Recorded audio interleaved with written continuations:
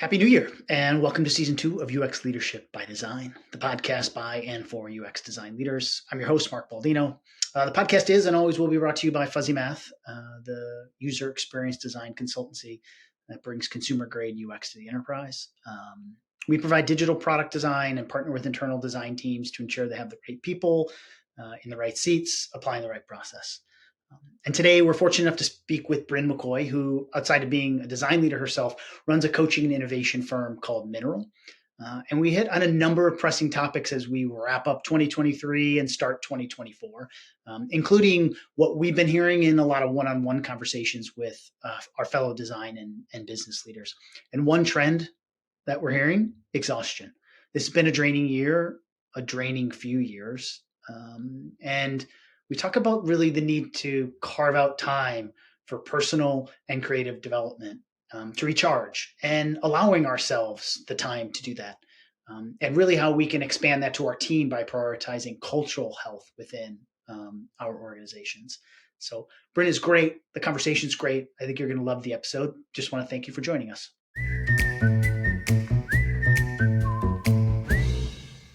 Bryn, welcome to the podcast. Thanks, Mark. It's great to be here with you. Well, I appreciate you joining us for this episode. Super excited about a conversation we're going to be having. As I asked most of the guests, if not all the guests, would just love if you could give folks a bit about your background, how you got into design. I know you've had a super interesting and fairly dynamic career. So I think the audience would kind of love to hear about your background and how you got to where you are now. Okay, sure. So I am lifelong maker in tech. I was one of the kids who rather go back to school for coding camp instead of going to sports camp as a youngin. So I moved into software engineering as a teen through college and found my way into design. I don't know, probably about 10 years into my career. I just cared a lot about what we were making and how it was showing up in the world.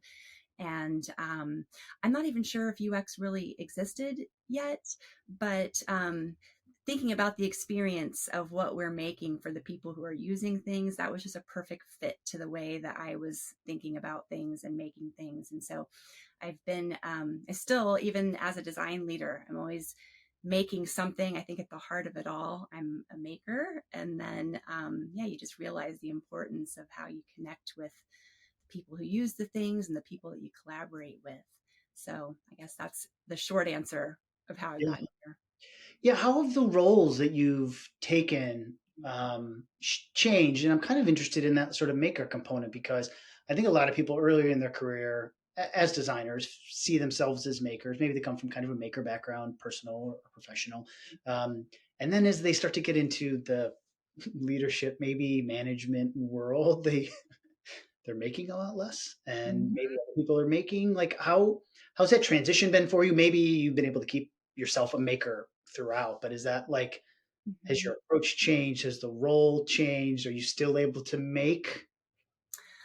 All of it has changed, and I am still able to make. Thinking about management and leadership, I've always kind of felt like a big part of that role is taking some responsibility for just how it feels to collaborate and to build excitement and for people to be enthusiastic about what we're doing. And for me, the creativity, just the kind of the element we're exploring creatively is what brings a lot of that energy. So even if I'm not making on the job, like for my clients, in whatever role, I always have something going on. And that's what keeps me energized, kind of keeps me close to that process. And, it's always just kind of stretching my perspective. So, my roles have definitely been all over the place. I started my career as a software engineer. I moved into product management before even moving into design. And then, even as a design leader, I bring a lot of product management into the way I work. And I think another really energizing piece of it for me is I just have this entrepreneurial sense. And so, with the management responsibilities, I'm always kind of thinking about what's important to leverage for the business and what's exciting to break through as a maker. And, that tends to be a fun collaboration across all the different disciplines that are working together and helps, break down those silos. Yeah, that's fantastic. And I think to the benefit of the people that you're working with, that you have engineering, product design background. Mm-hmm. I have said a few times on the podcast, and I say to my team and clients all the time, like, our best projects are when there's a tight coupling between product management and design. And the times we struggle, and I think teams struggle, digital product design and development struggles when there's a bit of a disconnect between product and UX. Mm-hmm. So you play both roles. Any any advice, any best practices, like how can we help? I mean, there's a lot of overlap in what we're doing in both of these expertise. Like, any lessons learned or best practices that you apply if you're stepping into a new environment, maybe from design or even a product perspective, for helping kind of coalesce the groups? Yeah.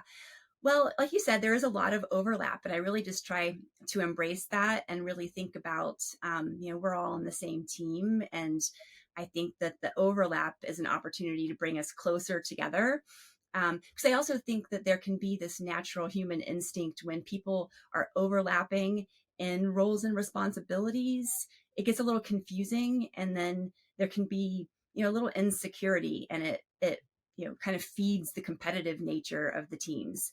So I just try to kind of flip the perspective a little bit more toward the collaborative side and to think about, the strength in that overlap and just the strength in a relationship. Then, I tend to feel as though a lot of the business acumen, at least the kinds of artifacts that are going to come out in a project often sit more on the product side. And so I think that's an important thing to bring into a design conversation. But as a design lead, you can lean on your teammates for some of that, but still leverage it for your own insight. And then, um, the leadership opportunities for design work, I think that gets really interesting because, design and tech, especially, I think can, we get caught up in process and playbooks, and sometimes we don't fully kind of break into that transformative magic, for lack of a better way of describing it.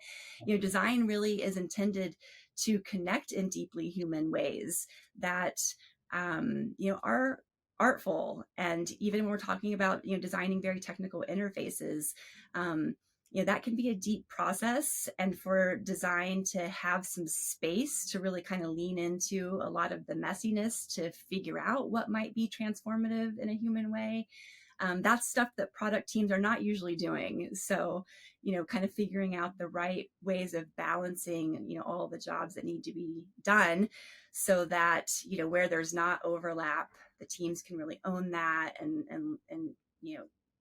do more in the areas where they can really, really shine. Yeah, no, that's great. I think that overlap. I like the idea of finding that overlap and finding space to work together on things and create some shared ownership, but also feel like there's parts of your role, whether it's product or design, that are unique to that role, and you can still have ownership there. When they're blended, or there's muddled, or leadership isn't clear, I think sometimes you're right. It leads a lot to I'm going to sort of stand my ground. I own this, and it puts up a few more walls maybe than they do. And I think you're right. It's probably around insecurity of like, well, if I lose this, I lose it and I don't own it anymore, or this feels like a design thing. I don't know why product's involved here, or vice versa. And people get really defensive. And um, I think strong design and product leadership can avoid that. And many times it's can be an interpersonal connection between those two leads to ensure that their teams they know, I don't want to say stay in their lane, but they know what their lane is and they know where they overlap, and that's where we're going to work together versus kind of work maybe independently or in parallel. So appreciate that, and I think it's I don't know, this ever sort of growing disciplines of product management and design are still kind of being hashed out, and I think a lot of design leaders are looking for answers for how they can best work with product folks. Yeah, absolutely. So I know I don't know how else to say this. I think 2023 has been a pretty challenging year for the tech world in general. I mean, we talk about macroeconomics, but it's not my space, and I'll get confused. But it's been sort of a tough time in general, Hmm. and I know I've been having tons of like one-on-one conversations with design and creative leadership. I think in a conversation we had, you've been doing the same thing, and I think it's kind of an interesting time to talk about to take like a little bit of a pulse, like Yeah. what's happening, what are you seeing happening in design leadership, and if we can pivot to what do we see might happen in 2020, in 2024. But like as you're out there talking to people in the field, like what are you seeing, what are you hearing, and I'm happy to lend the Yeah. voice in terms of what I've been hearing as well. Yeah, it's been a really interesting year. It's been a really interesting few years, right? And I tend to work in the innovation niche. So I do a lot of consulting. When I'm spending long term on projects or on products, it tends to be in a startup capacity. Okay. And I will say that coming through 2022, I started to notice that, both of those areas of the industry were starting to just feel different. Priorities were changing really quickly. Investments were changing really quite quickly. The terms on what we needed to do to kind of, raise the next round, all of it was just changing in ways I had never noticed before. So when I came into 2023, I was actually in a venture capital fellowship at the beginning of the year when Silicon Valley Bank collapsed. And the leader of that fellowship had multiple portfolio companies, banking, SVB. So I had this like front row seat to realize like, okay, these kind of the inkling that I had that things were changing. I'm just like watching all of these things just sort of, I don't know, it felt like implosion. And I'm literally watching leaders in the industry just like visibly sweating, trying to make sense of what was happening. So I think the good thing for me in working in innovation is it's just a messy space. Even when the foundation is pretty solid, the work that we do, it's uncertain. Things often go sideways. Failure is part of the process. And so I tend to lean into messiness. And even with all the things that are happening in the industry, I feel like, we're going to rebound in some ways, but we can see that systems are breaking down all around us. I mean, there's crises in climate, in finance, in healthcare. I mean, just our big systems are reworking. Things are shifting. So I feel as though leadership has to figure out how to respond to this, because I feel as though it's probably a cultural norm for a generation or more. So I think that can be perceived as bad news, but I think there's also big opportunity there. And I feel as though just what I'm seeing with this year, as budgets have been cut and just landscapes changing to figure out how to have design situated in different ways, engineering teams doing more with less, everybody focusing on AI, just trying to get a foothold in an area that's, still high growth. Um, it's exhausting for teams to be doing all of this work. Leaders are just kind of learning alongside everyone else and also trying to have some cultural balance to it. Yeah, when I came out of the fellowship, I ended up um, just kind of I was thinking about fundraising at the beginning of the year and decided this is not the year to do a seed round. So as I was trying to figure out what I wanted to do, I ended up talking to hundreds of people and just, yeah, noticing some trends. One of them I just kind of talked about, just with the nature of how orgs were changing and people were just needing to do a little more with less, and just, working through the uncertainty. All of this piled on to just some exhaustion of the past couple years being a little uncertain. But there are a lot of people who have been laid off or decided to not do their startup or whatever, who kind of inspired by just doing something different and feeling some urgency and kind of using that adversity to inspire creativity, which is a real thing. I mean, trauma often does inspire really creative thinking, really creative solutions, and then we end up having major breakthroughs. So that's what I'm hoping for.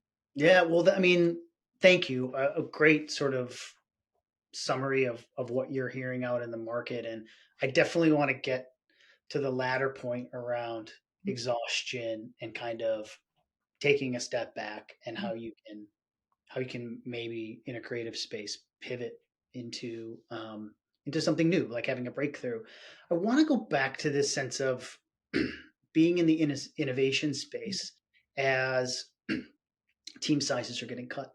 Roadmaps are, this is what I'm hearing, right? Team sizes are getting cut, spending and budgets definitely being reduced. Every team, every person being asked to do more with the same or less resources. I've seen a pretty big shift to, let's look at shoring up our revenue and revenue producing items, but not big strategic transformations. Let's put those maybe a little bit on hold. Being in the innovation space, like, I mean, I love the idea of playing off of kind of the chaos and getting into the messy middle and sort of like pulling it apart. But are you also like, are you changing how you talk about innovation? Are you doing things differently? Do you find yourself, and I don't, when I say tactical, I think people get offended by it. Not you. Like people think like, oh, we can't do tactical stuff. We do tons of amazing tactical work at Fuzzy Math to move digital products and platforms forward, and I'm proud of that work.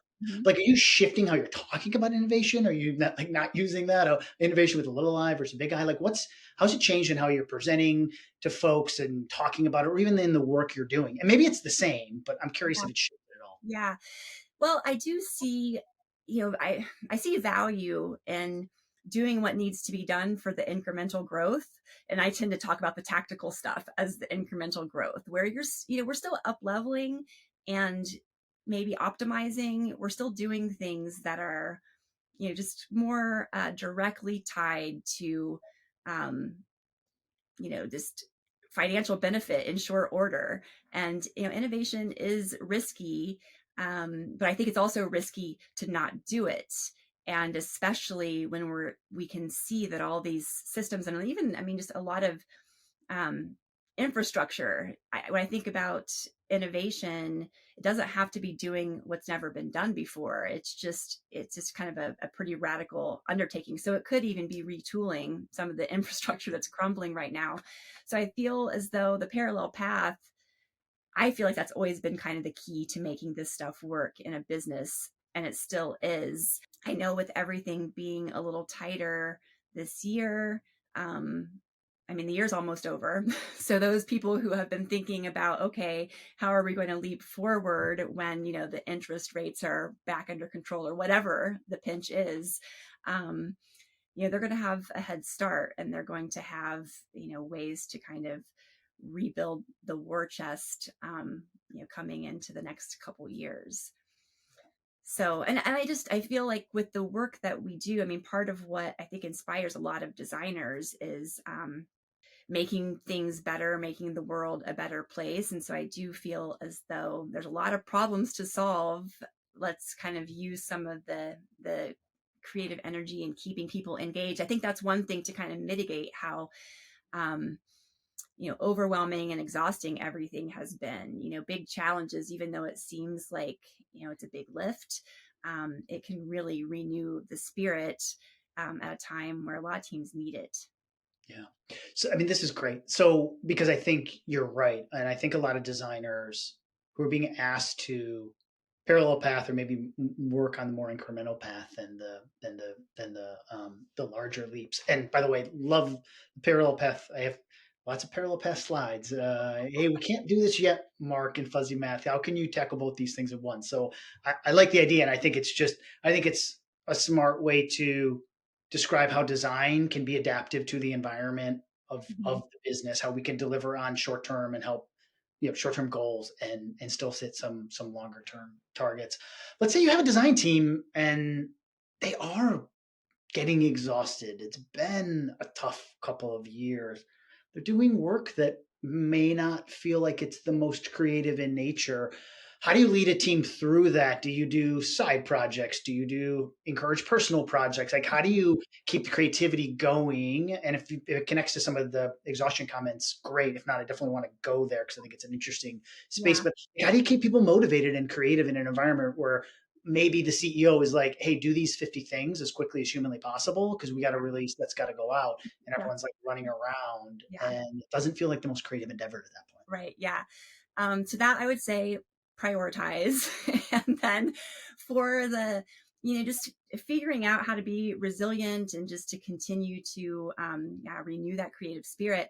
I'm fascinated with this topic. I have always been, personally invested in how I do this for myself, also as a working parent. I mean, there's just been years that I've been stretched way too thin. And so I adopted a lot of practices around personal development for myself. And then, in 2020, started to think more about how I should be connecting these dots in my professional culture because, like I was suggesting at the beginning, a big part of the leadership role is thinking about the energy in the creative culture and how are people collaborating and do people even want to show up to work, let alone break through and do something innovative.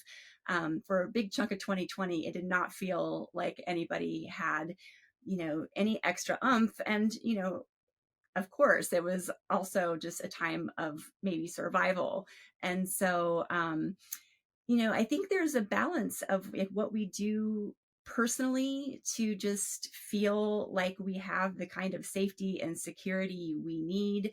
From there, I feel like relationships are key to just kind of this exponential growth and perspective. And that can be really exciting, just starting to see things in new ways. And then experimentation and doing, more work, taking on the side projects, taking on the personal projects. I kind of see that as the next layer where you have to have a few other, I think, layers of capacity, built into a practice and sustaining.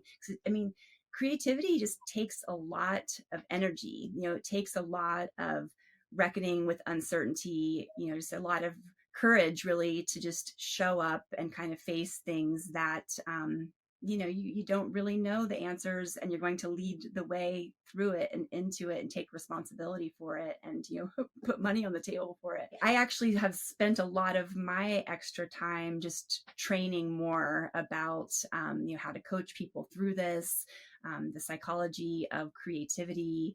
I love biohacking, thinking about neurologically what's happening and how to kind of, just strip some of the thinking out of the process and just really think about like what's happening actually physically with our energy. So the whole smattering of that tool set ends up being pretty effective.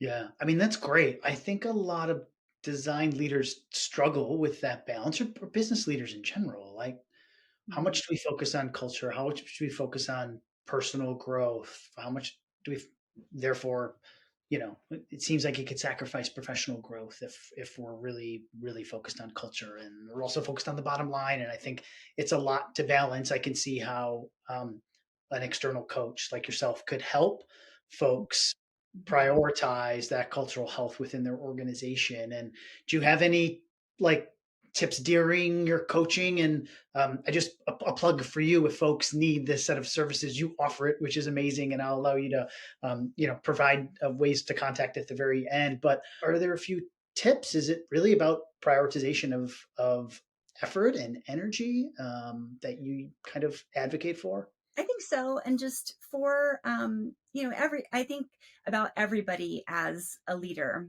And so, in the one on ones and in the connection points with every person on a team, there should be part of the conversation that's about the nuts and bolts of what needs to be done for the job, but then a part of it that is about, their growth as a person, their growth as a creative leader, and what's going to help them level up, like what's really exciting for them. And, it can be just a small part of a recurring conversation. And over time, it really adds up. People feel supported and feel as though taking those risks that kind of set them apart as a leader, that kind of move their work in really big steps forward. That's where I see it. I really see it in the relationships and the conversations, and just thinking holistically about growth, and then just kind of looking for the little opportunities to apply it in the day-to-day things. And then it gets a lot more nuanced from there, and a lot of the people who are having the one-on-one conversations may not feel well equipped for all of the coaching conversation. I think it would be great if all teams, innovation teams, just teams that are doing creative work, and I think if engineering is highly creative work, just had coaching resources of people who really understood the kind of personal nature of this, and just how to set people up for doing the best work of their career.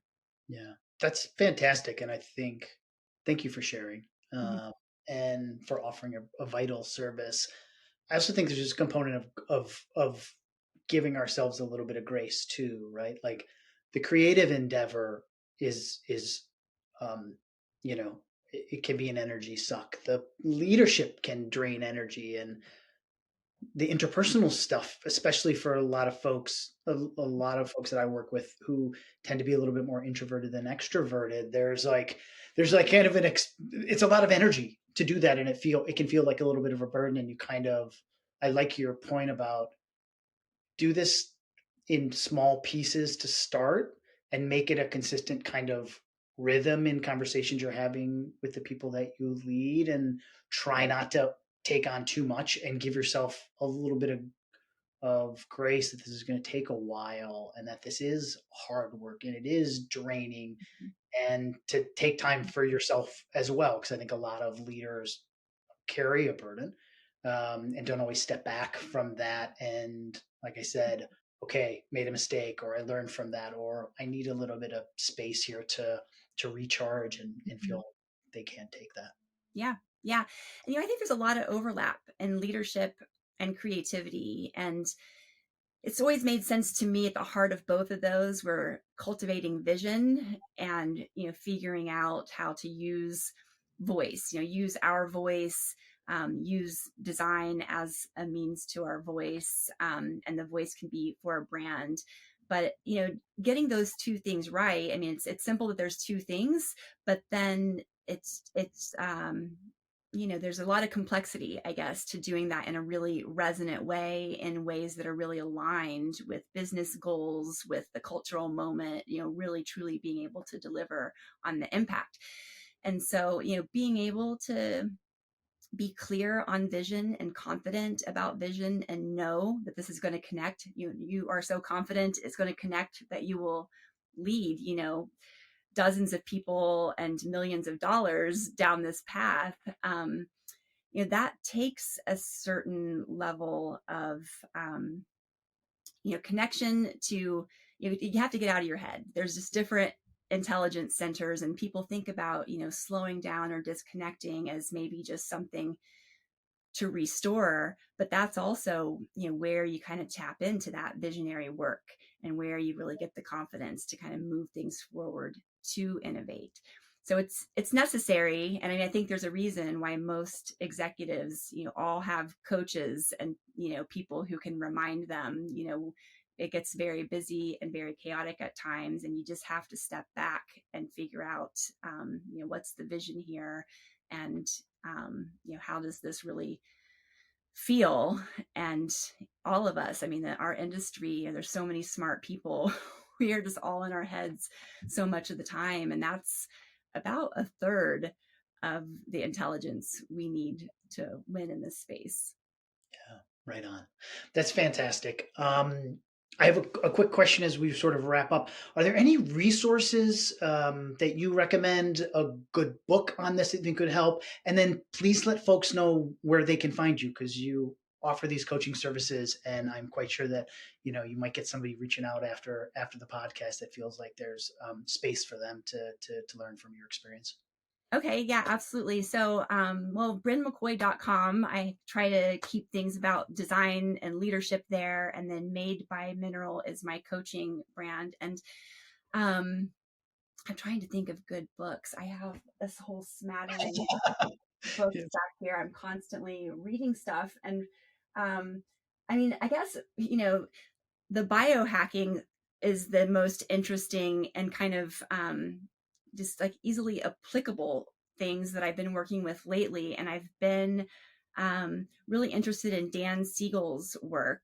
Dan is a Harvard MD and then has moved into a lot of work in mindfulness at UCLA, and has a book called Aware that really, I think, has an easy to assimilate and practice model of just kind of paying attention to what's going on around us, and then being able to tap into all that intelligence I was just talking about.